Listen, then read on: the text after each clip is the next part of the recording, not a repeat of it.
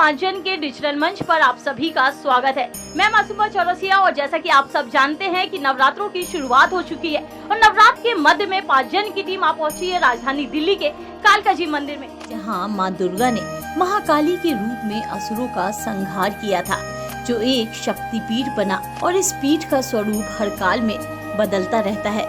ऐसा कहा जाता है कि यहाँ स्वयं श्री कृष्ण ने पांडवों से विजय यज्ञ करवाया था और यहाँ मां काली के दर्शन कर पांडव महाभारत के युद्ध के मैदान में उतरे थे, जिसके बाद 18 दिनों तक चले महायुद्ध को विजय कर उन्होंने अधर्म पर धर्म की स्थापना की। तो चलिए करते हैं मां के दर्शन। तो सबसे पहले हम मंदिर परिसर में पहुँचे। यहाँ सुंदर सुंदर दुकानें लगी हुई हैं, जहाँ फूल माला दिया प्रसाद मिल रहा है। तो फिर हमने भी माँ को प्रसाद चढ़ाने के लिए एक थाली ले ली, जिसमें माता की चुन्नी, प्रसाद, फूल माला थी। आपको बता दें, यहाँ अलग अलग रेट में माता की प्रसाद की थाली मिलती है, जिसे आप अपनी पसंद के हिसाब से ले सकते हैं। अब हम आगे बढ़ ही रहे थे कि पीछे से टीका लगाने वाली छोटी सी प्यारी सी बच्ची आ गई, तो हमने माता के नाम का टीका लगा लिया। भक्ति के सागर में सराबोर होकर माँ के दर्शन को लेकर आगे बढ़ने लगे। इस बीच भक्तों की भीड़, माँ के जयकारों से मंदिर गूंज रहा है। हम भीड़ में माँ के दर्शन की जद्दोजहद में लगे हैं, जहाँ हमें शूट करने को भी मना किया जा रहा है, लेकिन हमने उन्हें बताया कि हमारी बात हो चुकी है, तो मंदिर की सेविकाओं ने भी हमें शूट करने की परमिशन दे दी। ये है मुख्य मंदिर, जहाँ माँ अपने भक्तों को दर्शन देती हैं और उनकी मुरादें पूरी करती हैं। जय माता की। हमने माँ के दर्शन किए और मंदिर को एक्सप्लोर करने के लिए आगे बढ़ने लगे। आप देख सकते हैं, मंदिर का केंद्रीय कक्ष पूरी तरह से संगमरमर से बना है, जो इसकी भव्यता को दर्शाता है। आपको जानकर हैरानी होगी कि मुख्य मंदिर में 12 द्वार है, जो 12 महीनों का प्रतीक है। प्रत्येक द्वार के पास माता के विभिन्न स्वरूपों को दर्शाया गया है, जो उनकी शक्ति और महिमा को प्रदर्शित करता है। इस मंदिर को लेकर यह मान्यता है कि मां भगवती ने बाबा बालकनाथ को यहाँ दर्शन दिए थे, जिन्होंने इस स्थान पर तपस्या की थी। इतिहासकारों की माने तो कालका जी मंदिर का निर्माण सबसे पहले बाबा बालकनाथ ने करवाया था। बाद में मराठाओं ने 1764 में इसका पुनर्निर्माण किया था।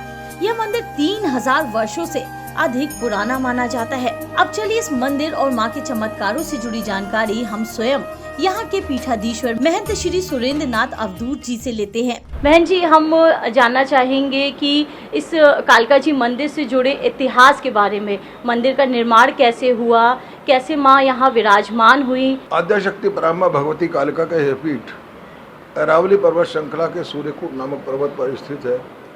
ऐसी मान्यता है कि जिस समय इस क्षेत्र में रहने वाले महापराक्रमी असुरों ने देवताओं को सताया, तो देवताओं ने मिलकर ब्रह्मा जी से उनसे मुक्ति का उपाय पूछा। ब्रह्मा जी की सलाह पर सभी देवताओं ने मिलकर सूर्यकूट नामक पर्वत पर जो है भगवती की विधिवत और भावपूर्ण तरीके से पूजा अर्चना की, जिससे सर्वप्रथम कौशिकी देवी का अवतरण हुआ।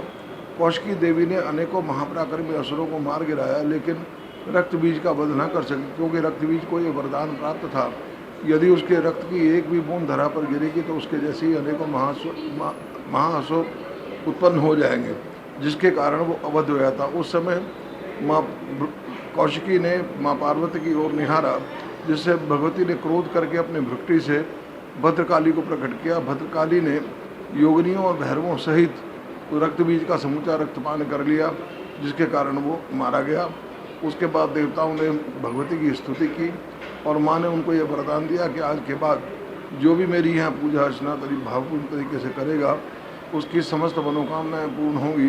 तब से इस सिद्धपीठ मनोकामना सिद्धपीठ के नाम से सुविख्यात हुआ। महाभारत काल में जिस समय इंद्रप्रस्थ की स्थापना हुई, उस समय ऐसी मान्यता है कि पांडवों ने भी भगवान श्री कृष्ण सहित माँ आद्यशक्ति पराम्बा भगवती कालिका का पूजन अर्चन किया और युद्ध में विजयी होने का वरदान प्राप्त किया।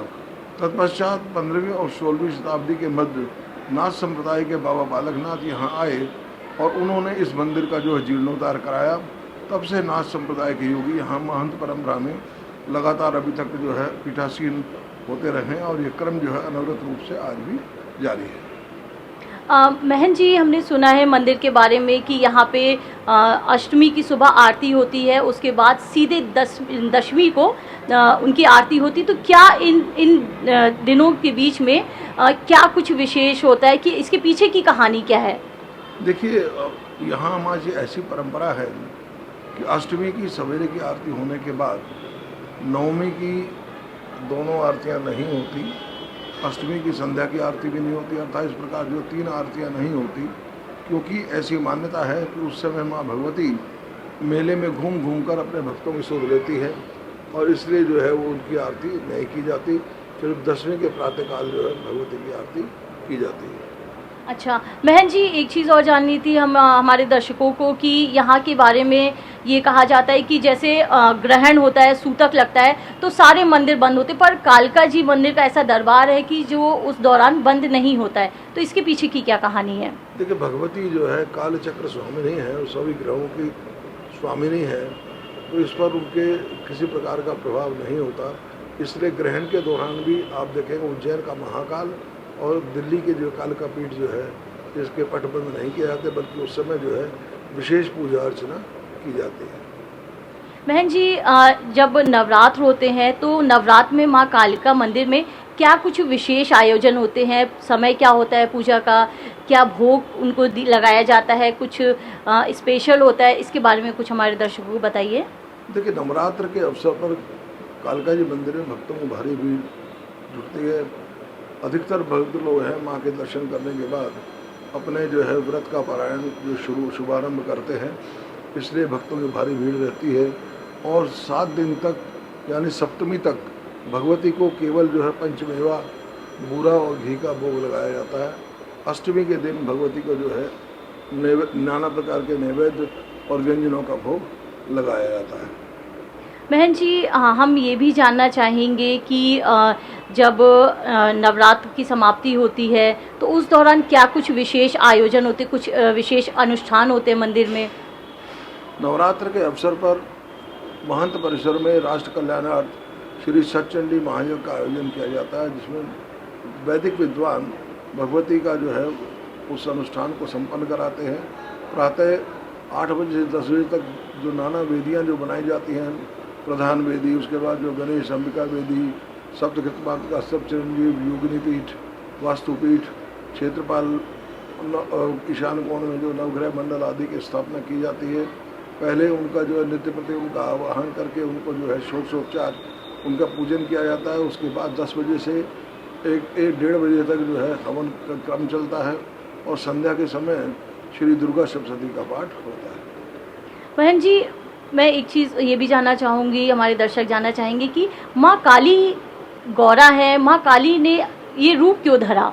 जैसा कि मैंने आपको पहले बताया कि जिस समय कौशिकी देवी ने बाकी असुरों का संहार कर दिया, लेकिन रक्त बीज का वध ना कर सकी, तो भगवती संहार करने के लिए माँ काली का ही रूप धारण करती हैं, चाहे वो कलकत्ता की काली हो या दिल्ली की काली। जब जब असुरों का संहार करना होता है, माँ जो है अपने उग्र रूप में प्रकट होती हैं और असुरों का संहार करती हैं।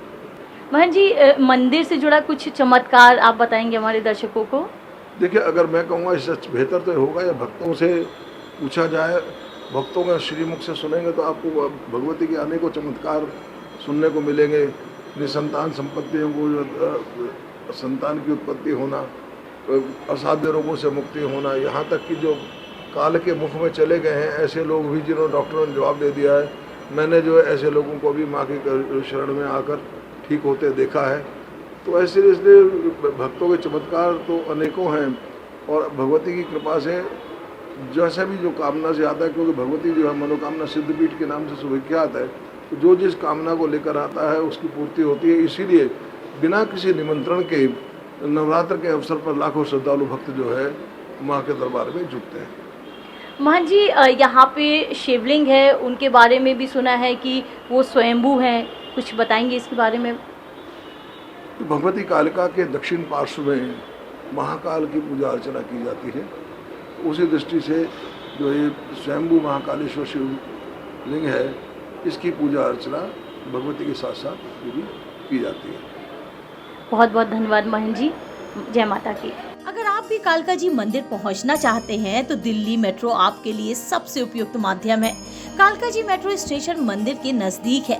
इसके अलावा निजी वाहनों से भी आप मंदिर तक पहुंच सकते हैं। इसलिए दिल्ली का कालका जी मंदिर नवरात्रि में विशेष महत्व रखता है। देवी के प्रति अटूट श्रद्धा और विश्वास के साथ यहाँ आने वाले भक्तों की भीड़ इस स्थल के धार्मिक और सांस्कृतिक महत्व को और भी अधिक सशक्त बनाती है।